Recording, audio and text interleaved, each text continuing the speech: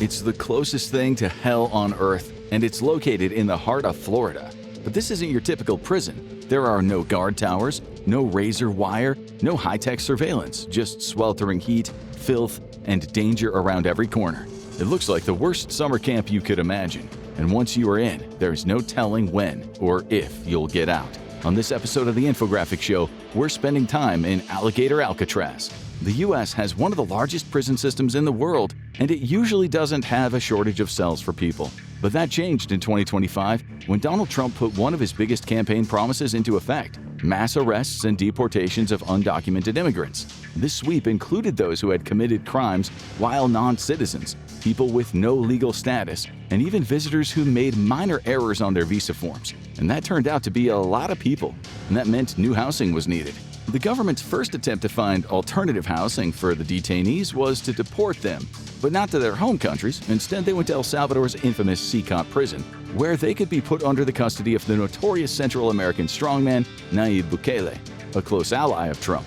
But several people were wrongly deported, and the government realized that getting them back would be rather tricky. After extensive pressure and legal wranglings, it was decided a better solution was needed. So the government turned to its own backyard. There are few regions in the United States less hospitable than the Everglades, a large region of flooded grasslands in South Florida. Made out of a drainage basin, it's one of the most humid regions in the country, punishingly hot for much of the year and prone to flooding during the rainy season. And then there's the local wildlife. You won't face just relentless swarms of insects, including mosquitoes. You'll also come face to face with one of nature's original apex predators, the infamous Florida alligator. This terrifying reptile has been largely unchanged since dinosaur times, and its bite is just as fearsome as ever. So naturally, that sounds like a perfect place to build a prison. Welcome to Alligator Alcatraz, the newest immigration detention center in the United States. Located at a small airport inside Big Cypress National Preserve, it was put together with the cooperation of the government of Florida, with the governor and attorney general who are both strong Trump supporters. Citing an immigration state of emergency, they invoked eminent domain to seize the property and began construction immediately, skipping all reviews and oversight. From groundbreaking to opening day, the entire facility was built in just 2 weeks. And if that doesn't sound like enough time to build an elaborate prison, you're right. Alligator Alcatraz is one of the most informal prison camps ever created in the United States. Built fast to do just enough to keep all the prisoners in. And that makes sense. It isn't a prison designed to hold the worst of the worst. Rather, it's a prison designed to hold a lot of people, many of them just until their deportation can be processed. So it looks a lot more like a military barracks, although those didn't have chain link fences lining the sleeping area. However, it is missing a lot of things you would associate with a federal prison, like guard towers, elite security systems, and high walls, because the people in charge hope that that'll just take care of itself. The current administration has spoken out about reopening Alcatraz prison in San Francisco, but that isn't likely. The prison's completely inoperable, and it makes the government a ton of money as a tourist site now. Alcatraz really wasn't any more special than your average modern prison, but it did have one advantage: raging currents surrounding it. Escape was impossible. No one had been confirmed to have survived a breakout attempt from Alcatraz. Its namesake in Florida doesn't have the rushing waters, but it does have other deadly factors. For those who seek to escape Alligator Alcatraz, the entirety of nature will be against them. First come the human lines of defense, starting with the armed guards and the razor wire surrounding the camp. But that's child's play compared to what would be found at a modern-day maximum security prison. Even if someone manages to escape the camp, they're not out of danger. They'll find themselves trapped in thick, swampy mire, crawling with every kind of insect imaginable, knee-deep mud that slows every step, and several dangerous predators including pythons and, of course, those hungry gators. Chances are they won't stay free for long, and they are likely to be new guests coming along all the time. The facility is projected to hold as many as 5,000 people, but given how ICE is stepping up raids, that capacity might be tested. However, few will likely stay there for too long. The goal of the government is to hold people there and then quickly process them for deportation, likely to their home countries, but that's not guaranteed. Defenders of the policy say they need to hold those here illegally somewhere, and this is better than El Salvador, where the government has less power to retrieve someone detained wrongly. Given the speed of the raids and reports of U.S. citizens being detained for lacking proper ID, it's likely that some will end up inside Alligator Alcatraz while their cases are sorted out. And surviving there, even for a short time, won't be easy. The camp is expected to be miserable when it is hot and humid, which, given that this is South Florida, it's probably around 11 months of the year. The partially enclosed barracks and closed quarters are likely to make the heat even worse. Critics have stated that it is likely to be an inhumane facility that could be dangerous to the detainees. The ACLU, environmentalist groups, as well as the local Miccosukee tribe, issued objections and filed lawsuits, but so far they've been unable to get it shut down. And for those on the inside, the priority is likely to be simply surviving. The camp is located on an abandoned airstrip, and while there's technically a roof over the detainee's head, it's not enclosed. That means that there is limited air conditioning here, and the bugs don't obey boundaries. Night will bring some limited relief from the heat, but it will replace it with swarms of biting insects, treating the detainees like an all-you-can-eat buffet. Additionally, one of the camp's security measures is constant lighting, making it easy to spot anyone trying to escape. But it also attracts relentless swarms of insects, and it makes getting any sleep nearly impossible. And for those unfortunate enough to find themselves here, even one day is too much. How does someone wind up here? For many, it's being in the wrong place at the wrong time. While some immigration detainees are picked up when they're arrested for an unrelated crime, those are in the minority, and they're more likely to be held over for trial in a state or federal court rather than fast-tracked for deportation.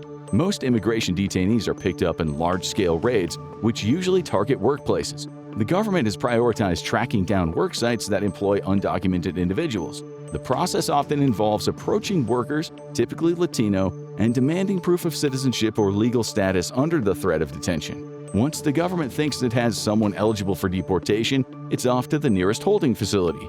So, do all detainees find themselves in Alligator Alcatraz? Not even close. ICE and associated agencies have facilities around the country, and most detainees wind up in a jailhouse holding cell while they await a hearing. But the massive increase in detentions has led to many of these facilities running out of space. The majority of Alligator Alcatraz detainees are, in fact, from Florida, as the state has seen plenty of ICE raids, and it's easy to transport people there. But it's possible that people from all around the country could find themselves within these terrifying walls. After all, this is a federal facility, and Alligator Alcatraz isn't just a holding center, it's a warning. The hope is that the mere threat of ending up there will be enough to make some people turn back on their own. And from the second you arrive, it is a very rude awakening. When a bus comes in with the detainees, there's none of the usual routine that comes with arriving at a new prison. You're searched, sure, quite thoroughly, but there is no orientation and no formal procedure. Instead, you're just led to a massive tent that looks more like an animal shelter filled with humans than anything else. The cells are really more like massive cages, with each one filled with a dozen people in the barracks. You are not getting out easily, but it looks like that's the only thing the guards care about. And some of the faces might shock people as they arrive. Alligator Alcatraz has one big distinction from other prisons. It's a co-ed facility. No doubt many of the women who walk through these gates are especially horrified by that prospect. Prisons are notorious sites for abuse, and the guards here don't seem especially interested in maintaining order within the cells. But this is one of the few things here that isn't as bad as it seems.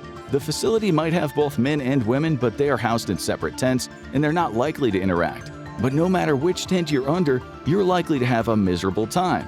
Stories are starting to come out about a typical day at Alligator Alcatraz. From the minute you arrive, it's clear what the place really is: an improvised facility thrown together without the supplies, infrastructure, or safeguards needed to function as a long-term prison. The government says that most people will be coming in and out fairly quickly, and this is only a secure way station before their removal hearing. But attorneys say even a little time is too long, and from the moment you wake up, you are fighting to survive. Most prisons take roll call every morning to make sure that no one managed to abscond in the middle of the night, but it seems that this facility doesn't bother with that. Inmates are largely left to their own devices in the cells, but that means they make their own trouble. The cells are overcrowded, with each one having potentially dozens of people packed in one room. The facility has been compared to many infamous prisons and camps from around the world, but experts say its closest comparison may be to the overcrowded prisons primarily filled with gang members in Brazil, where inmates are largely left to fend for themselves, bringing in their own supplies and competing for sleep spots on the bunks and the floor, which means that this is a dog-eat-dog world. Everyone here is miserable, tense, and desperate to get out, and that means tensions are going to rise very quickly, and the only people to take it out on are the ones in the cells. The slightest misstep could anger someone within the same cell as you, and then things escalate quickly, and you have a prison brawl on your hands.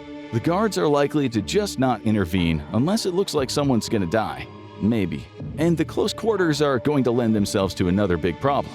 The camp is based in the middle of the Florida swamp, and it feels like it. Anyone who lives there knows there is no escaping the muggy weather, and this attracts a whole collection of health issues: standing water, which becomes a bug breeding ground, and a ripe growing spot for mold. Additionally, the more people sit around in it, the more they start to smell. If you put 20 people all sweating to hell and back in the same cell, there's not going to be any relief from the heat or the odor.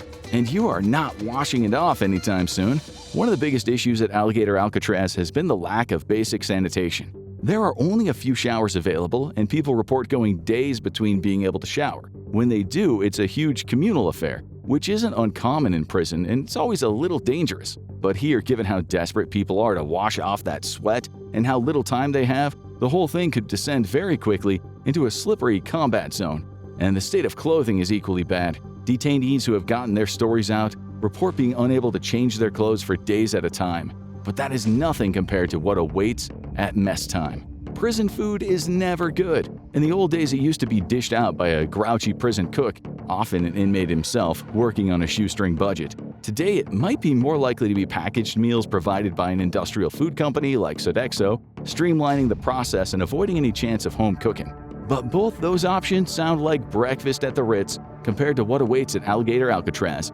Being an ad hoc camp, the prison doesn't have a formal kitchen, so food is largely brought in from the outside. And it's a horror show. There's a distinct food shortage at the facility due to how quickly it was put together, so detainees are typically only served one meal a day. Detainees have reported near-starvation conditions.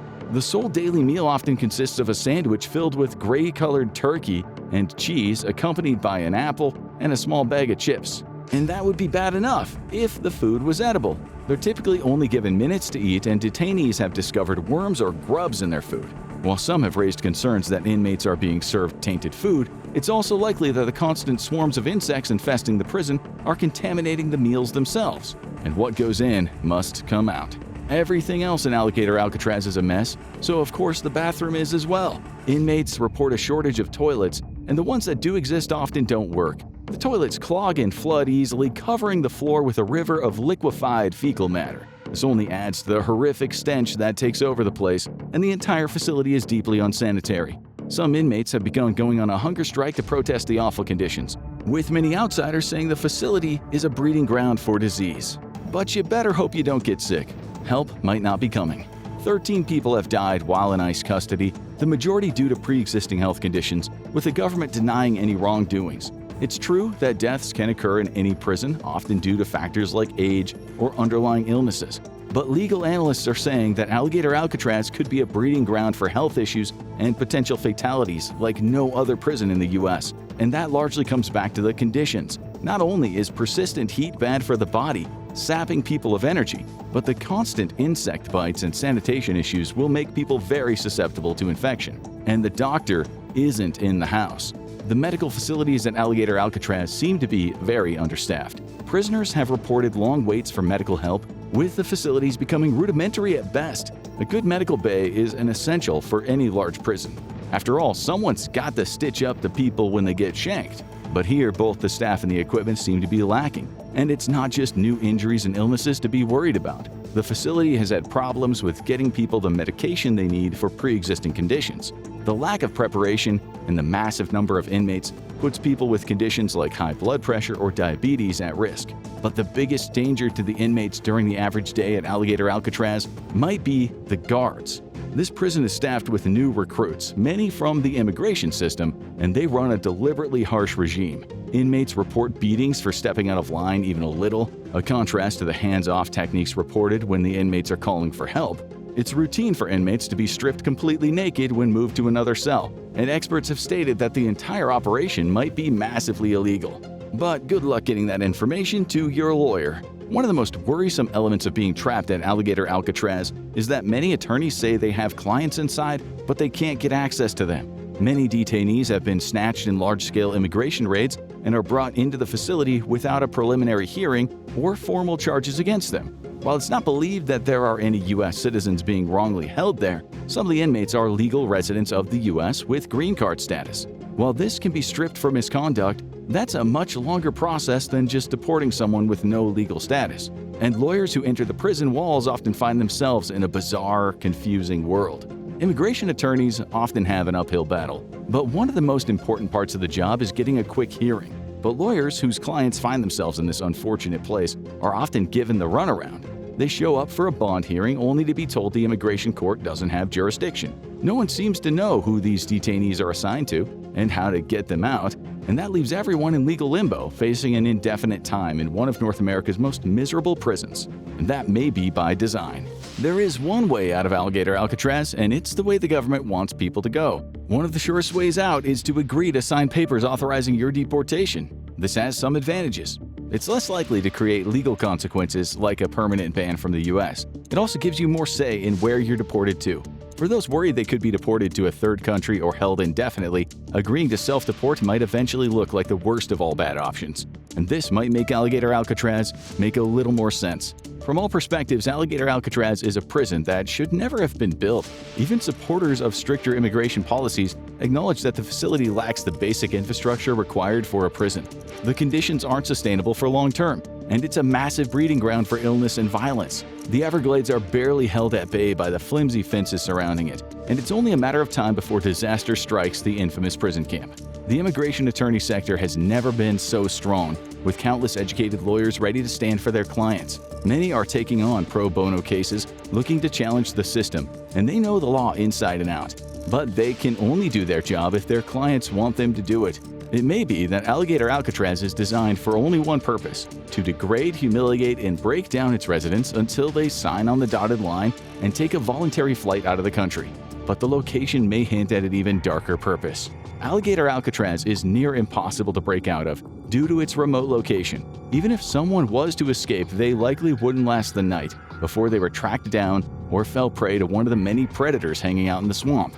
But if people can't get out, they also can't get in.